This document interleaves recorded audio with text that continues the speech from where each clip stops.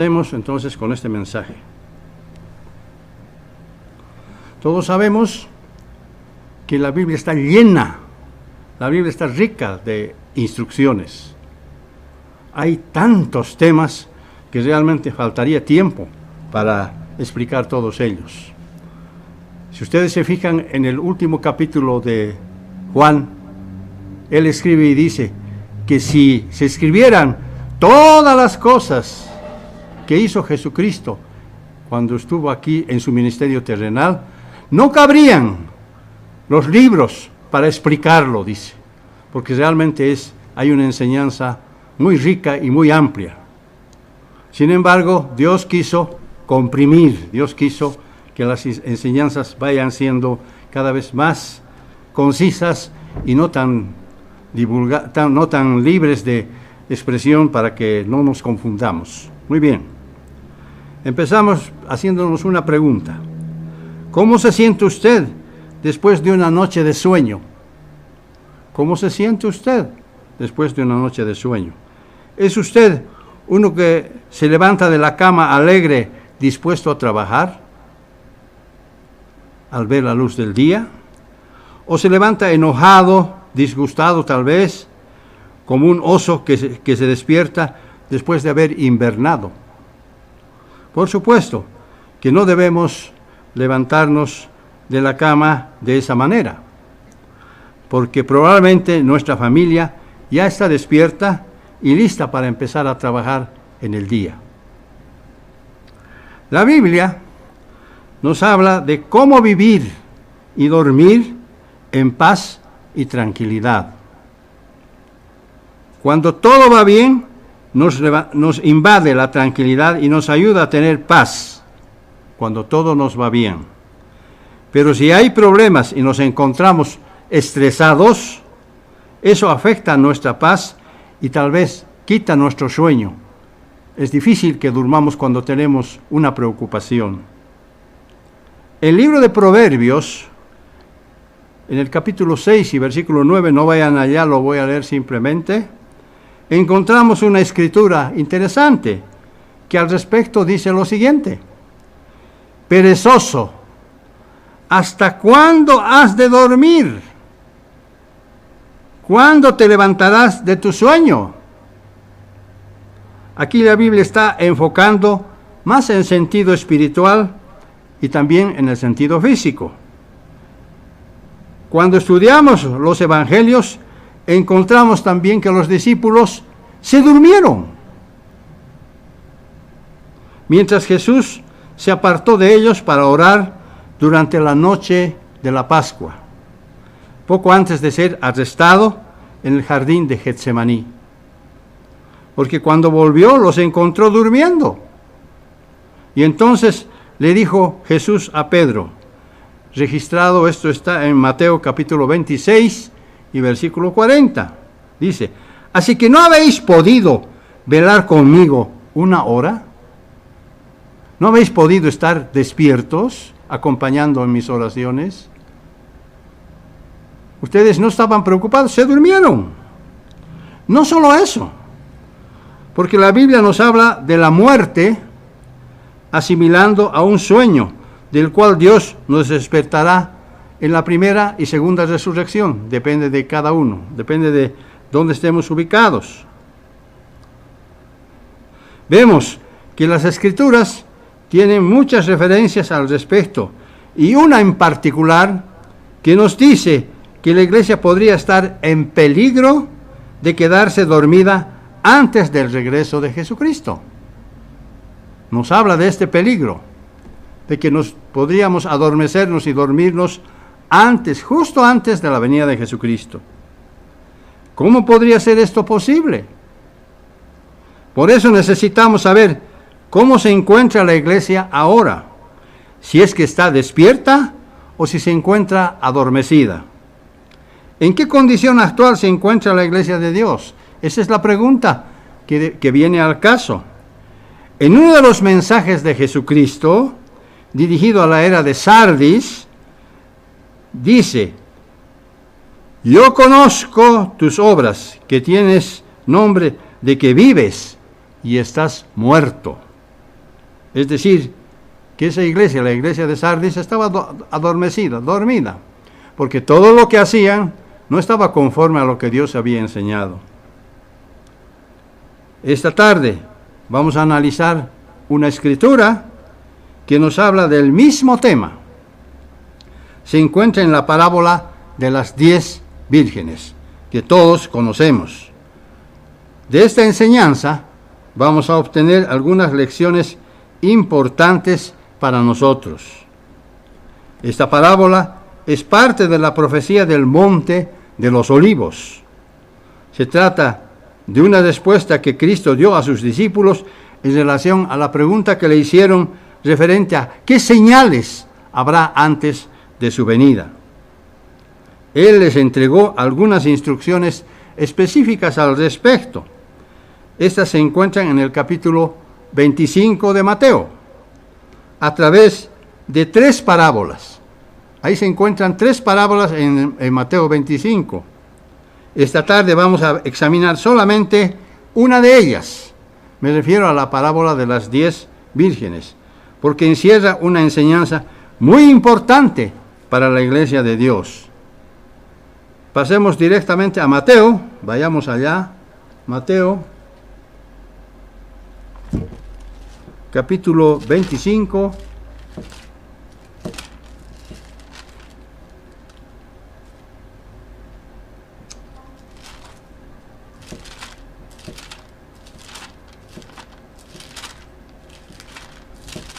Mateo capítulo 25, ¿sí?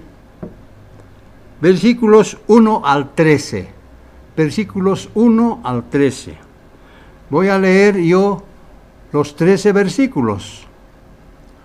Entonces, dice Jesucristo, el reino de los cielos será semejante a 10 vírgenes, que, tomando sus lámparas, salieron a recibir al esposo, dice la Biblia, algunas Biblias, o al novio, dicen otras ediciones.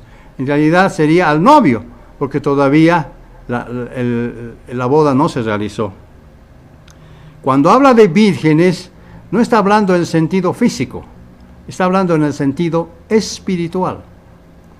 Una virgen espiritual es aquella que no se ha contaminado, ni se contamina con otras creencias, sino que permanece pura, sencilla y permanece siempre siguiendo las enseñanzas bíblicas. Eso es una virgen. Versículo 2. 5 de ellas eran prudentes, es decir, eran sabias, y las otras 5 insensatas, es decir, eran necias. Versículo 3. Las insensatas, tomando sus lámparas, no tomaron consigo aceite. Fíjense, las insensatas, tomando sus lámparas, no tomaron consigo aceite. 4. Mas las prudentes tomaron aceite en sus vasijas juntamente con sus lámparas. O sea, las sensatas, las prudentes, tomaron sus lámparas, pero tenían una reserva de aceite para sus lámparas. Versículo 5. Y tardándose el esposo, cabecearon todas ellas y se durmieron. Fíjense lo que dice la Biblia. Y tardándose el esposo, o sea, el novio, cabecearon todas y se durmieron. Versículo 6. Y a medianoche se oyó un clamor. He aquí que el esposo viene, o sea, el novio. Salid a recibirle. Entonces todas aquellas vírgenes se levantaron y arreglaron sus lámparas. Y las insensatas dijeron a las prudentes: dadnos de vuestro aceite, porque nuestras lámparas se apagan. Mas las prudentes, versículo 9, respondieron diciendo: para que no nos falte a nosotras y a vosotras, id más bien a los que venden y comprad para vosotras mismas. Ellas cuidaron la reserva de aceite que tenían. Y les dicen: vayan a comprar ustedes. Versículo 10. Pero mientras ellas iban a comprar, vino el novio, y las que estaban preparadas entraron con él a las bodas, y se cerró la puerta. y se cerró la puerta. Todo esto tiene una connotación espiritual y lo vamos a ir explicando. Versículo 11. Después vinieron también las otras vírgenes, diciendo, Señor, Señor, ábrenos. Versículo 12. Mas él respondió y dijo, de cierto os digo que no os conozco. De cierto os digo que no os conozco. Ellas estaban golpeando la puerta, pero Jesucristo de adentro les dice, de cierto que no os conozco. Versículo 13. Velad pues, dice Cristo, porque no sabéis el día ni la hora en que el Hijo del Hombre ha de venir.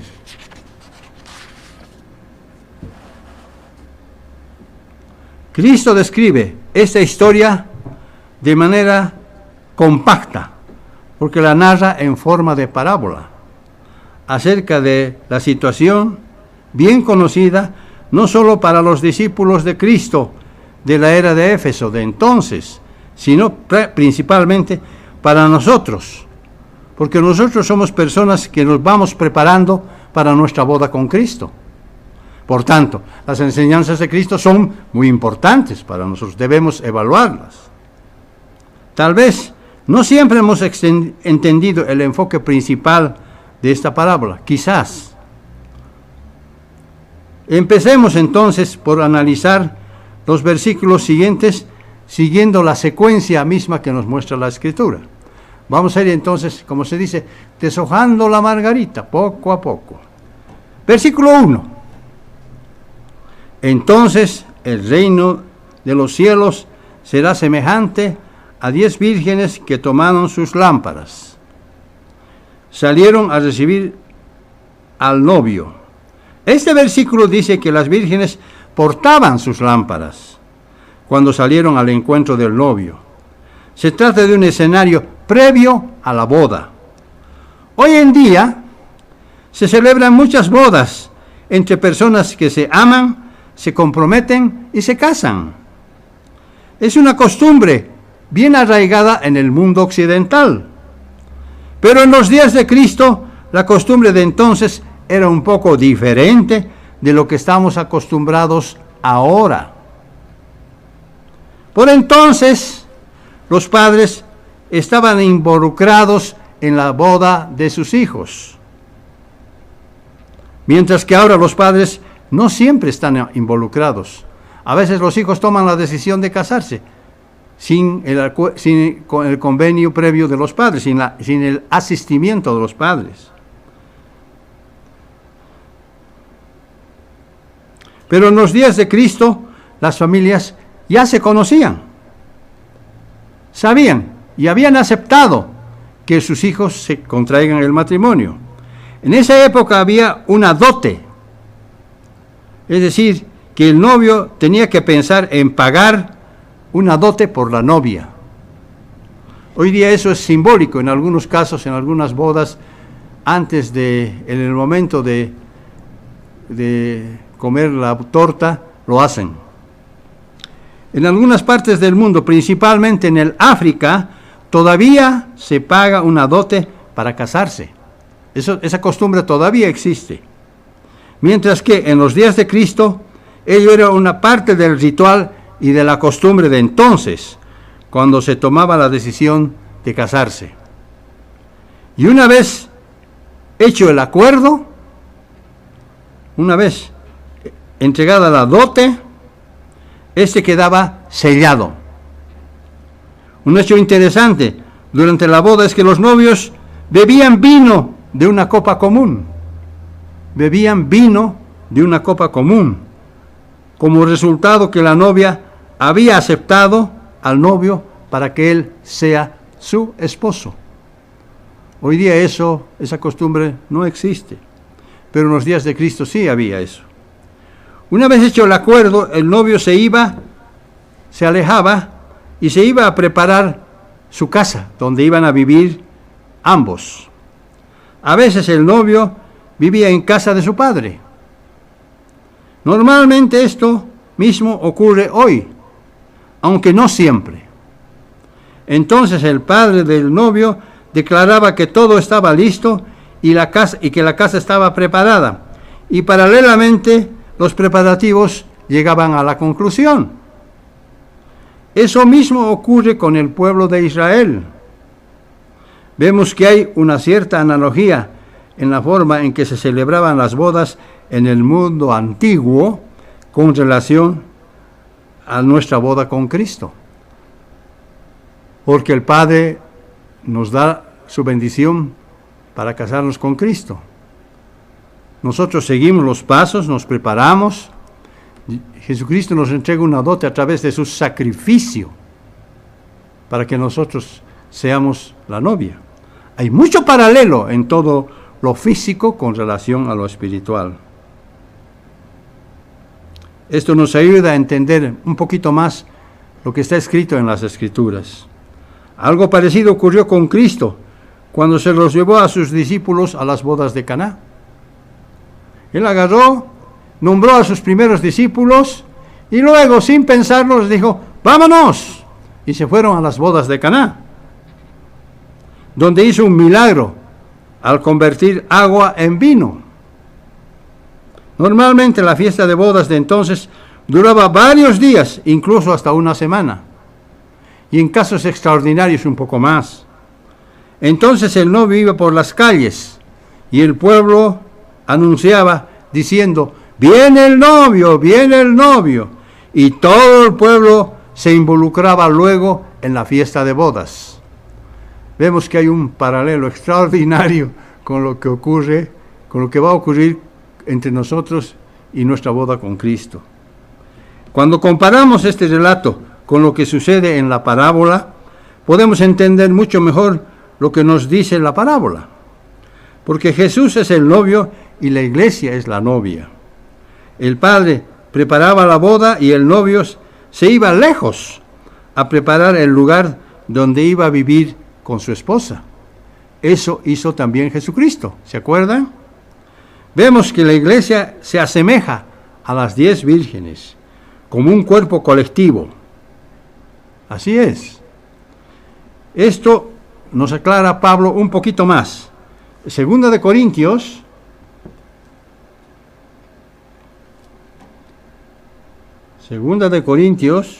capítulo 11. Segunda de Corintios, capítulo 11 y versículo 2. Dice, porque os celo con el celo de Dios. Sabemos que Dios es muy celoso con su pueblo. Porque os celo con el celo de Dios, pues os he desposado con un solo esposo, para presentaros como una virgen pura a Cristo. Fíjense lo que está diciendo. Porque os celo con el celo de Dios, pues os he desposado. El desposorio era como un noviazgo, con un solo esposo, para presentaros como una virgen pura a Cristo. También Pablo continúa aclarando más en Efesios capítulo 5,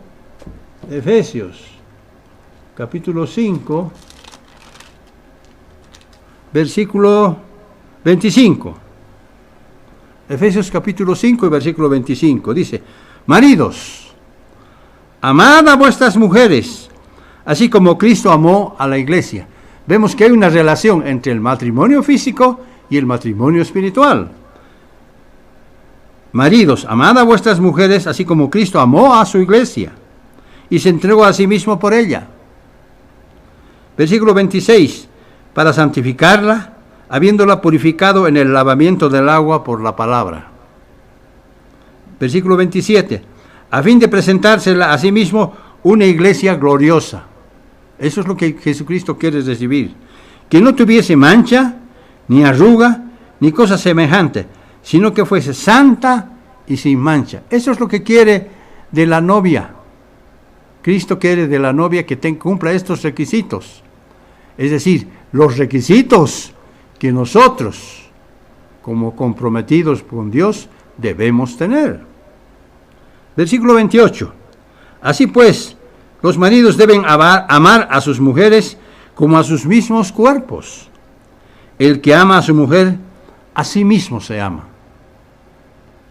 Lo contrario, el que no ama a su mujer, se desprecia a sí mismo, por supuesto. Pablo relaciona el matrimonio humano con el matrimonio de Cristo con la iglesia. Ese es el objetivo de la parábola de las 10 vírgenes. La lámpara de entonces era una vasija de arcilla, con un pico, con un saliente, un mango y un depósito de aceite, y llevaba una mecha encima. La lámpara servía para proporcionar luz. Acuérdense que Cristo asimiló a la iglesia mencionando que debemos ser una luz para el mundo. Vemos que hay una relación entre lo que hicieron las 10 vírgenes con relación a nosotros. De esa manera nosotros iluminamos la palabra de Dios. El aceite de oliva era el combustible empleado y que al quemarse producía luz. Sabemos que esto simboliza al Espíritu Santo de Dios. Ese es el símbolo. Versículo 2, pasemos al versículo 2 ahora de la parábola de las 10 vírgenes. 5 de ellas eran prudentes, es decir, sabias, y las otras 5 insensatas, es decir, necias. Aquí vemos que un 50% eran sabias y el otro 50% eran insensatas. Eso es lo que nos está mostrando la parábola. Versículo 3. Las insensatas, tomando sus lámparas, no tomaron consigo aceite. O sea, se olvidaron, se distrajeron. No tomaron aceite. Sabemos que las congregaciones tienen personas con diferentes razones ahora para estar en la iglesia. La parábola del sembrador y la semilla nos enseña la manera en que algunas personas tienen diferentes motivos para ser parte de la iglesia. Algunos son capaces de soportar persecuciones y pruebas, mientras que otros, por no tener raíces profundas, cuando de pronto llegan las pruebas y los problemas, al poco tiempo desaparecen, se van. Entonces podemos distinguir aquí entre las vírgenes sabias y las vírgenes necias. Eso también nos ayuda a entender que algunas personas son sabias y otras necias. Algunas están en la iglesia por razones correctas, mientras que otras pueden no tener la profundidad necesaria para perseverar. A veces son débiles espiritualmente. Viene una prueba y dice, no, yo no quiero saber nada de esto, me voy. Los que estamos mucho tiempo en la iglesia sabemos que esto es cierto, porque lo hemos visto. Recuerdo que en el pasado, cuando se produjo una de las divisiones, se dijo que la mitad de la iglesia permaneció fiel, mientras que la otra mitad no lo fue. En nuestro caso particular, vimos que se quedaron aproximadamente un 50%, aproximadamente, y el otro 50% se fue y abandonaron la carrera espiritual. A veces, la necedad es producto de no tener suficiente aceite, entre comillas, como las necias a quienes les quedaba poco aceite en sus lámparas, no lo suficiente como para mantener sus lámparas encendidas más tiempo. La lección para nosotros es obvia, por supuesto. Versículo 4. Mas las prudentes tomaron aceite en sus vasijas, juntamente con sus lámparas. Las prudentes sabían lo que estaban haciendo, eran fieles y no se descuidaron. En cambio, las prudentes, como vemos, tenían aceite suficiente, guardado en un recipiente aparte. Por eso entraron con sus lámparas llenas de aceite. En otras palabras, las sabias mantuvieron viva la llama del Espíritu en sus corazones, porque contaban con un suministro extra de aceite, entre comillas. Versículo 5. Y tardándose el esposo, cabecearon todas y se durmieron. Versículo 5. Y tardándose el esposo, o sea, el novio, cabecearon todas y se durmieron. Aquí vemos que toda la iglesia se quedó dormida. toda la iglesia se quedó dormida. A veces esto puede suceder debido a ciertas circunstancias especiales. En este escenario no habría boda hasta que el lugar estuviera totalmente preparado. Las insensatas, por su evidente descuido, tuvieron sus lámparas que estaban a punto de apagarse. Como dicen estas parábolas, otras parábolas, debemos saber usar nuestro tiempo sabiamente para mantener nuestras lámparas encendidas, mientras esperamos la venida de nuestro novio. Cristo mismo hizo referencia a esto con estas palabras en Juan, en el libro de Juan. Vayamos a Juan, capítulo 14.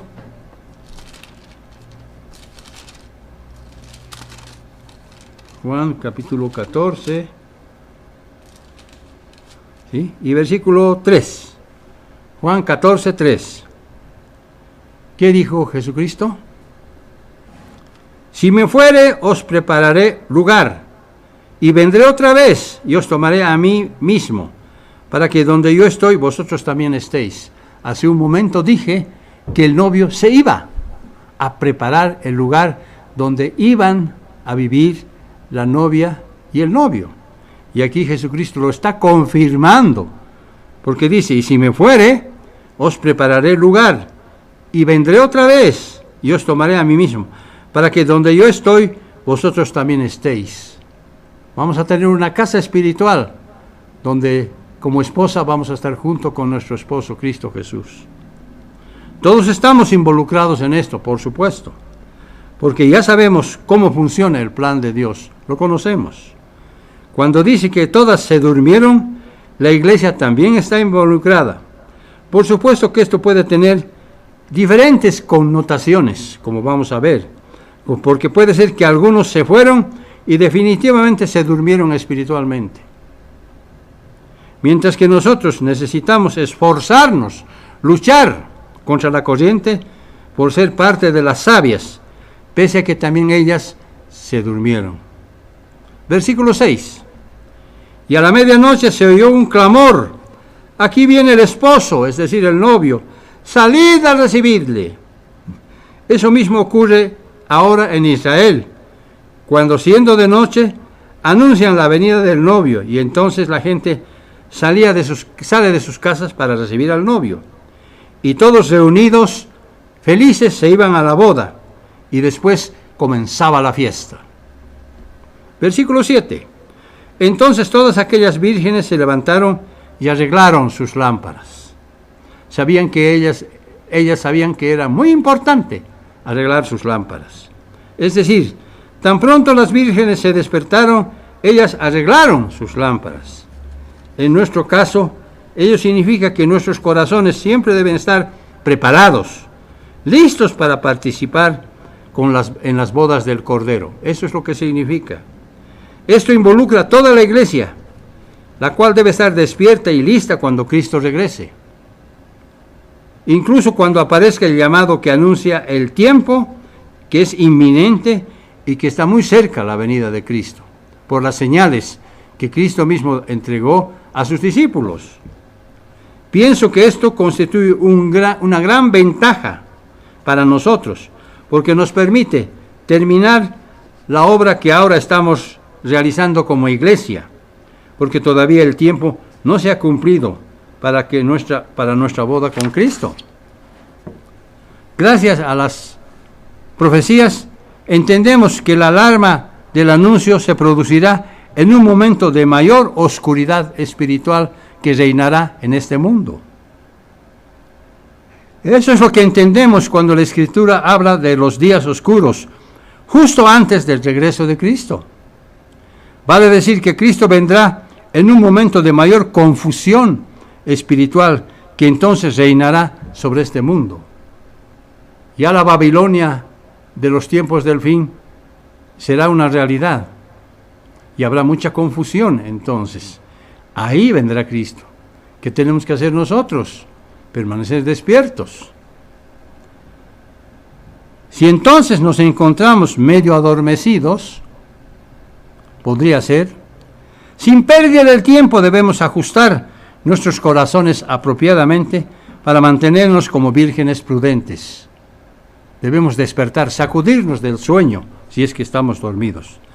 Tal vez entonces nuestra mecha espiritual también necesite ser ajustada para permitir que el flujo del Espíritu de Dios continúe alumbrando hasta terminar la obra que venimos haciendo como parte de las vírgenes sabias. Todo esto tiene mucha connotación. La mecha tiene que estar bien alimentada de aceite para que no se apague. Eso simboliza al Espíritu Santo de Dios. Nosotros no podemos apagar el Espíritu, porque el Espíritu se puede apagar. En Tesalonicenses 5 dice precisamente Pablo, no apaguéis el Espíritu. El Espíritu se puede apagar. La mecha de la lámpara espiritual que tenemos también se puede apagar si nos descuidamos. Versículo 8. Y las insensatas le dijeron a las prudentes, dadnos de vuestro aceite, porque nuestras lámparas se apagan. Lamentablemente, muy tarde las necias se dieron cuenta que tenían poco aceite, no lo suficiente como para mantener sus lámparas encendidas. Se dieron cuenta que el aceite se estaba agotando, la luz de sus lámparas, y ellas se estaba apagando. Obviamente necesitaban más aceite. ¿Y qué les respondieron las sabias cuando les hicieron esta pregunta? Versículo 9. Mas las prudentes respondieron diciendo, para que no nos falte a nosotras y a vosotras, id más bien a los que venden y comprad para vosotras mismas. Ellas no quisieron dar su aceite. ¿Cuál es la razón? ¿Acaso la respuesta de las vírgenes prudentes fue muy dura? Pienso que no. He aquí la razón por la que ellas no quisieron compartir el aceite que ellas tenían. Aquí está la respuesta. Porque la salvación es un asunto personal. Nadie puede arrepentirse por nosotros. Yo no puedo decir a mi hermano, por favor, arrepiéntete por mí. Yo tengo que arrepentirme. Es personal. Cuando llega el momento de nuestro compromiso con Dios y aceptamos la sangre del sacrificio de Cristo por nuestros pecados, nadie puede hacerlo por nosotros. Yo no puedo decir a mi hermano, por favor, acepta el sacrificio de Cristo por mí. No. Yo no puedo dar mi aceite. Tengo que conservarlo. La salvación es un asunto personal. Nadie puede tomar prestado su relación con Dios. Nadie. Cada uno debe desarrollarlo por sí mismo, a través de su fidelidad, por medio de la oración, de la meditación, del ayuno y del estudio bíblico de la palabra. Nadie puede hacer esto por nosotros. Yo no puedo decir, ora por mí, estudia por mí, ayuna por mí. No. Esa es la razón por la que las vírgenes prudentes no quisieron compartir su aceite con las necias. Versículo 10. Pero mientras ellas iban a comprar, vino el novio y las que estaban preparadas entraron con él a las bodas y se cerró la puerta. A veces, la manera que Jesús instruye a su iglesia no nos indica que llegará el momento en que finalmente la puerta de acceso a las bodas se cerrará.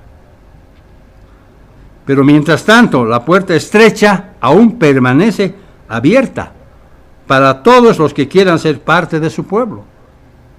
Fíjense que estoy hablando de la puerta estrecha, no estoy hablando de la puerta ancha, porque ancha es la puerta que lleva a la perdición y muchos entran por ella. Yo estoy hablando de la puerta estrecha. Hemos entendido que existe un propósito altruista en nuestras vidas. Dios nos hace entender eso. Por eso debemos prepararnos desde ahora para que cuando llegue el momento crucial permanezcamos despiertos, no adormecidos, despiertos con la ayuda del Espíritu Santo de Dios. En el sentido espiritual, no debemos dormirnos, no debemos descuidarnos, debemos estar despiertos, gracias a la ayuda del Espíritu Santo de Dios. Versículo 11. Vamos avanzando poco a poco. con la parábola. Después vinieron también las otras vírgenes, diciendo, Señor, Señor, ábrenos. Vamos a ver que existe un mensaje paralelo, pero invertido para la iglesia de la Odisea. Porque la iglesia de la Odisea es una iglesia ni fría ni caliente. O sea, está ocurriendo eso también con ellas, porque pueden ser ellas fácilmente, pueden pasarse de vírgenes sabias a vírgenes necias.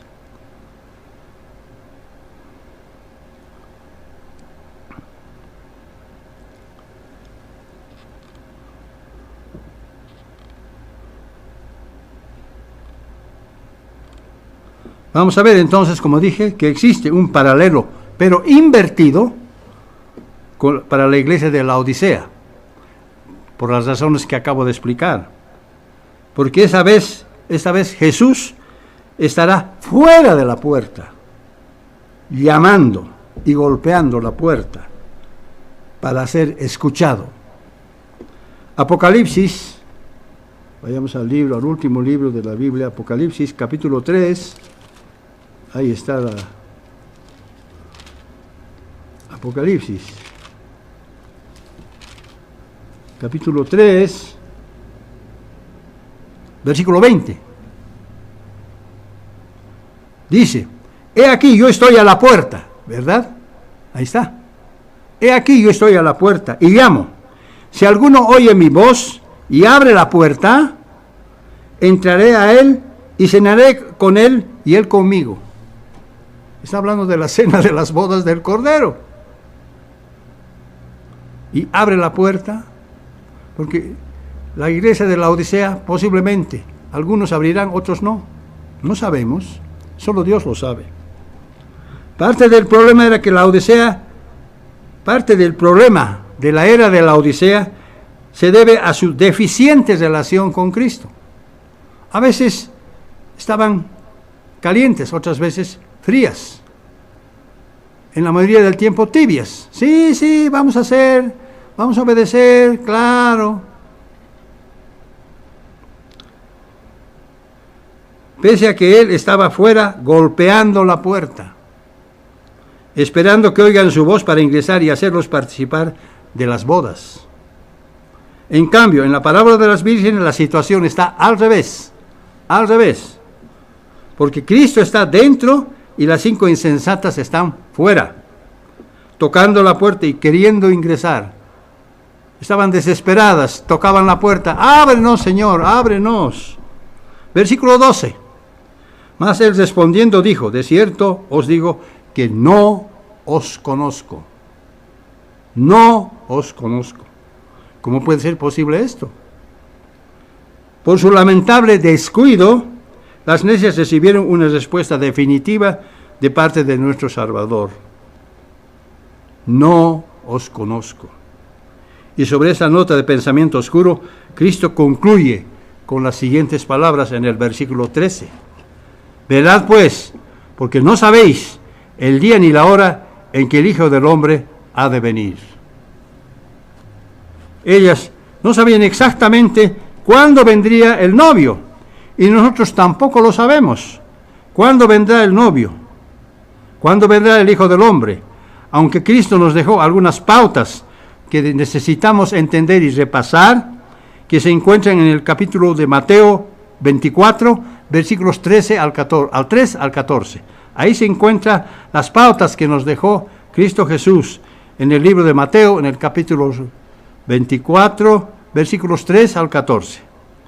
Para nosotros la venida de Cristo principalmente significa escuchar, prestar atención, mantener viva y siempre encendida la llama del Espíritu que debe arder en nuestros corazones. Eso es lo que significa para nosotros. Porque además la sabia enseñanza viene precisamente de la cabeza de la iglesia, Jesucristo. Es decir, precisamente con quien nos vamos a casar. De Él viene esta enseñanza. La enseñanza viene de nuestro novio, por tanto debemos prestar mucha atención al respecto. Por eso no es bueno dormirse espiritualmente, y nunca deberíamos estar involucrados en medio de la confusión espiritual que reina en este mundo y que cada vez va a ser peor. Pero si de alguna manera nos adormecemos y nos volvemos un poco perezosos, felizmente todavía tenemos un tiempo precioso para despertar y arreglar espiritualmente nuestras lámparas, corrigiendo el rumbo de nuestras vidas, por mucho que algunos permanezcan dormidos espiritualmente y ya no vayan a despertarse. Cada uno, por tanto, es responsable de tener suficiente aceite para que no se agote y se apague su propia lámpara. Pongámonos a pensar en los tiempos actuales en que nos encontramos. Tal vez la pandemia del COVID nos indujo a un sueño, porque hemos estado adormecidos durante casi 2 años. El último año ha tenido mayores consecuencias por el impacto de cerrar, de interrumpir los servicios de sábado que normalmente se desarrollaban anteriormente. No solo eso, porque también se suspendieron los campamentos de jóvenes y la mayoría de las actividades se redujeron al mínimo. Todo eso nos produjo un poco de adormecimiento. Incluso la forma en que guardábamos la fiesta de los tabernáculos fue una experiencia muy diferente a la de los años anteriores. Quizás algunas restricciones, pienso yo, que todavía continúan. Cuando estalló la pandemia del COVID, algunos estudiosos pensaron que había llegado la cabalgata de Apocalipsis 6:8. Ya llegó la cabalgata de Apocalipsis 6:8. Porque al cuarto jinete se le dio la potestad de matar con espada, con hambre y con mortandad a la cuarta parte de la tierra. Eso es lo que dice Apocalipsis 6:8. El caballo amarillo de la muerte.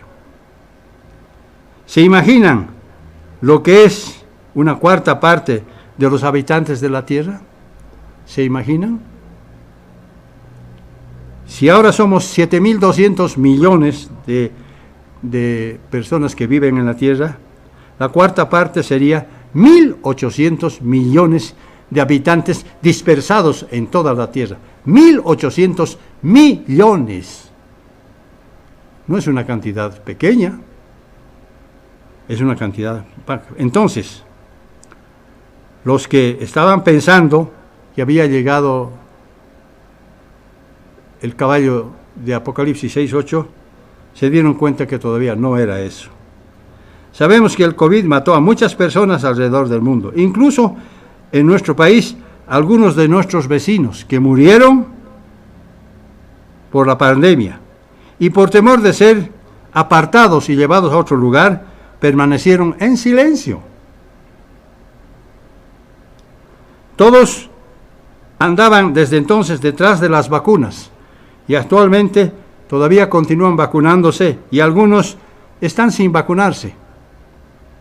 En uno de los países del Asia vimos que ya no había espacio para enterrar a sus muertos, ni había dinero tampoco, y tuvieron que ser incinerados todos ellos. Eso lo vimos. Habían fogatas y colocaban encima los cajones hasta que sean incinerados los muertos. Si eso pasó con el COVID, ¿se imaginan ustedes lo que pasará con 1.800 millones de muertos? Va a ser algo atroz, algo desesperante. Yo pienso que no todos van a poder ser enterrados. Algunos solamente van a ser incinerados, nada más. No tenemos ni idea de lo que va a pasar entonces. Por eso debemos agradecer a Dios que todavía no hayamos llegado a esos extremos, aún sabiendo que eso va a ocurrir sí o sí. Eso va a ocurrir sí o sí. ¿Por qué? Porque Dios lo dice. Porque Dios no es hombre para que mienta, ni hijo de hombre para que se arrepienta. ¿Acaso lo que Él dice no lo hace? Por supuesto que sí. Lastimosamente, vivimos en un mundo cada vez con mayor oscuridad espiritual. Las circunstancias nos muestran que este mundo se dirige hacia su propia destrucción, con la Babilonia de los tiempos del fin, a un ritmo cada vez más acelerado. Poco a poco esto se está manifestando. Las fuerzas del mal se están reuniendo poco a poco para crear y destruir un mundo que ahora es conocido como la Babilonia de la confusión religiosa. Cuando llegue ese tiempo, la obra de Dios dejará de continuar. Se va a suspender entonces la obra de Dios. Eso lo sabemos. Porque la libertad de expresión se verá afectada. Nadie podrá predicar libremente el Evangelio del Reino. Ya no se va a poder. Porque entonces se manifestará la ira de Dios sobre todas las naciones de la tierra. Eso es parte de la conclusión de las profecías que están en Apocalipsis hasta la venida de Cristo.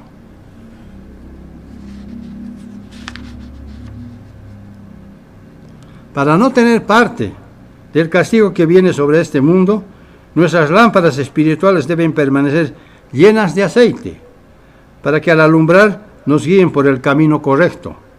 Debemos tomar muy en serio esas advertencias para continuar firmes y adelante en medio de nuestra fe.